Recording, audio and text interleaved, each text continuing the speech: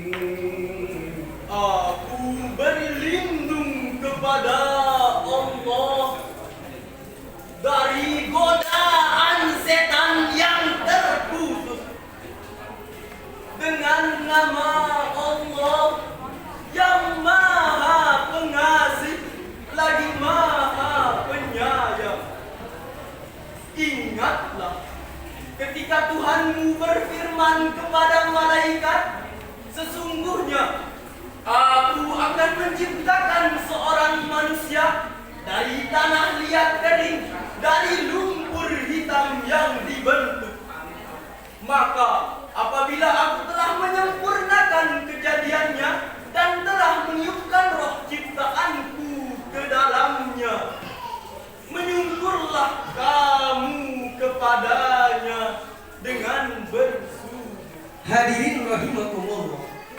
ayat tersebut menegaskan bahwa manusia bukanlah makhluk biasa, melainkan makhluk yang luar biasa. Apa alasannya hadirin? Ada dua alasannya. Yang pertama, nafaktu fihi min ruhi. Pada diri manusia ditiupkan roh ilahi. Dan yang kedua adalah faqa'u lahu sajidin. Malaikat bersujud kepada manusia. Dengan peniupan roh ilahi tersebut, manusia dikaruniai akal untuk menentukan mana yang baik ataupun buruk menurut dirinya sendiri. Salah satunya adalah penempatan bermusyawarah. Menurut pendapat Profesor Dr. Wahbah Az-Zuhaili, di dalam kitabnya Tafsirul Munir, jilid 7 halaman 115 menjelaskan bahwa demokrasi dan musyawarah memiliki nilai-nilai positif. Di antaranya yaitu demokrasi dan musyawarah memiliki nilai-nilai penghormatan terhadap orang-orang yang telah diajak berdemokrasi dan juga bermusyawarah, memilah permasalahan yang diajukan dengan menampung berbagai pandangan yang ada serta menyatukan langkah dan memilih pandangan yang tepat. Sadiq Jawad Sulaiman, seorang pemikir dari Oman dan mantan duta besar Oman untuk Amerika Serikat, pernah menulis tentang demokrasi dalam sebuah artikelnya yang berjudul Demokrasi dan Surah yang terbit pada tahun 1990. Menurutnya hadirin, demokrasi dan surah memiliki beberapa persamaan.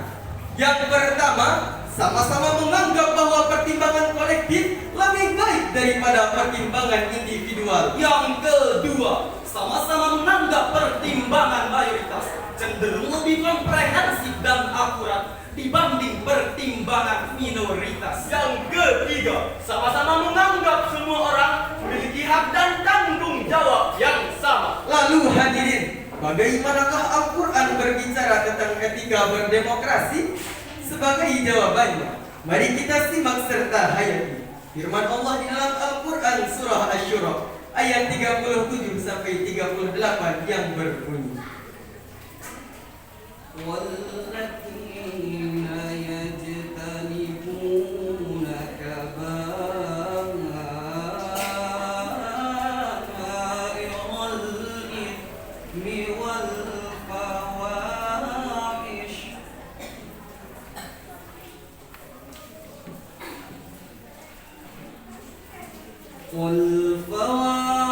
wa idza ma ghadibu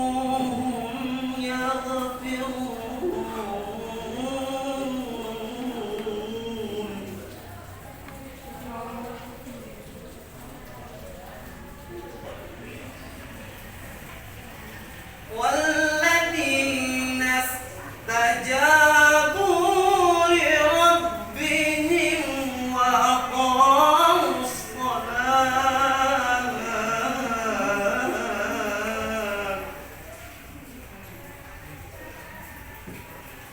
وأمرهم شورى بينهم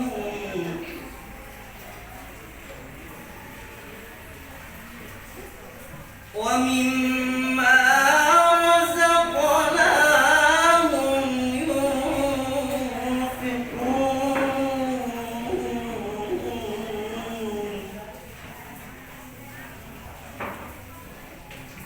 ومما رزقناهم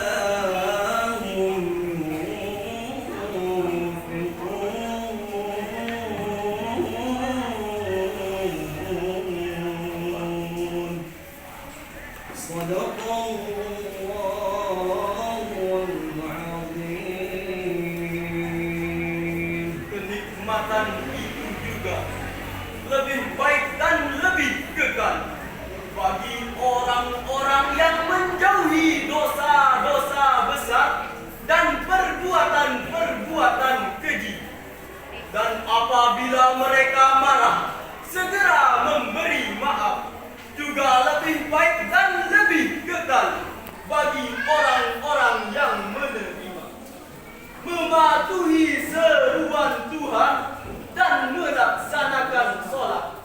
Sedangkan urusan mereka diputuskan dengan musyawarah di antara mereka.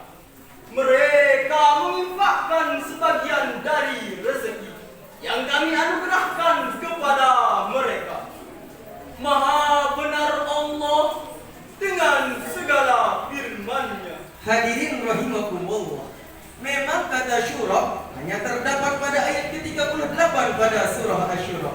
Tetapi hadirin, kedua ayat tersebut penting untuk kita memahami bahwa apa yang dimaksud pada surah itu sendiri.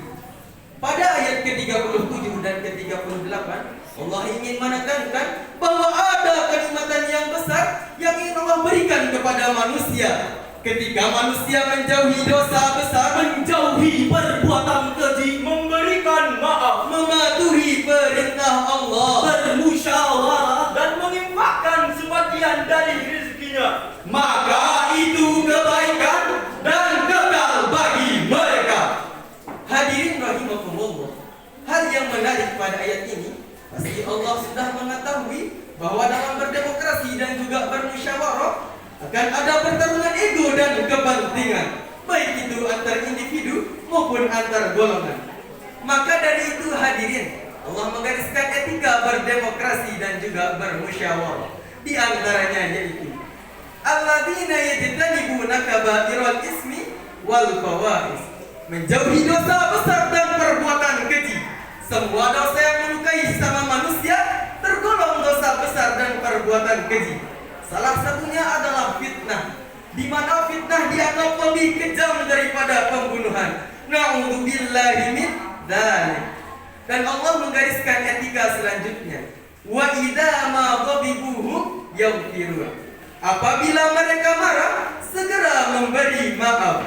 Saudaraku, tidak akan ada namanya kedamaian jika semua kesalahan harus dibalas dengan kesalahan lainnya. Betul? Tidak akan ada namanya kedamaian jika semua kekejian harus dibalas dengan kekejian lainnya. Sepakat?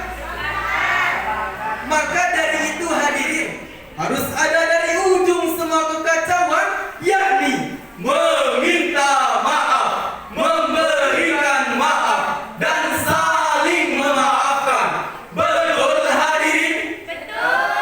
Setuju hadirin? Setuju. Mantap. Ya. Hati-hatilah dalam berbahasa, bersalah tutur kadang berpisah,